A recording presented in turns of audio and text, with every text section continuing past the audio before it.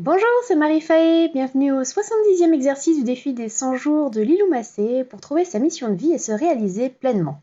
L'exercice du jour s'intitule « Vos pensées sur la réalité » et Lilou nous explique que ce n'est pas la réalité qui nous fait souffrir, mais les pensées qu'on a de cette réalité. Elle cite Byron Katie qui pense que lorsque l'on prend la bonne décision, il n'y a plus de débat dans notre tête. Le travail de Byron Katie permet à chacun de se libérer de ses illusions et des pensées limitantes qui nous bloquent l'accès à notre joie de vivre, à l'amour et à notre mission de vie. Il s'agit de 4 questions qui peuvent être appliquées à toute pensée ou situation stressante pour mettre en lumière si elle est vraie ou non.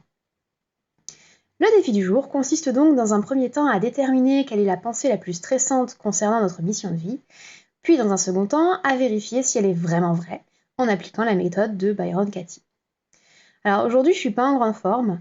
Je suis incapable de déterminer ma pensée la plus stressante du moment en rapport avec ma mission de vie. Donc je vais vous présenter l'exercice avec l'exemple de Lilou Massé.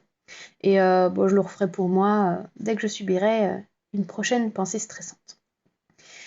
On va donc bosser sur la pensée suivante. Je n'arrive pas à trouver ma mission de vie. Ce qui en fait n'est pas tout à fait faux. Première question, est-ce que c'est vrai ? Et oui ou non, sinon allez à la question 3. Est-ce que c'est vrai que je n'arrive pas à trouver ma mission de vie ?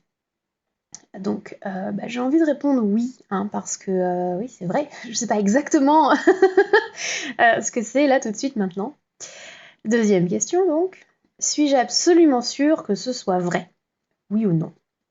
Alors absolument sûr non, puisque j'ai bien une micro-piste qui correspondrait à une mission de soutien aux personnes via les pratiques énergétiques que j'apprivoise doucement. Mais bon, voilà, c'est vague. Troisième question, comment je réagis et que se passe-t-il en moi quand je pense que cette pensée est réelle ?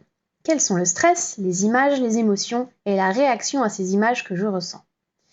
Bon, là l'exemple est mal choisi puisque j'estime que c'est pas très grave de terminer le défi sans avoir eu l'illumination, sans savoir exactement ce qu'est ma mission de vie, puisque ce défi m'a déjà fait bien avancer et pour moi c'est tout bénef, quoi qu'il arrive. Donc moi ça me stresse pas.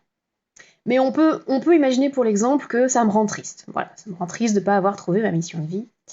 Enfin, la croyance que. Quatrième question, qui serais-je sans cette pensée ? Voilà, là la question elle est hyper intéressante.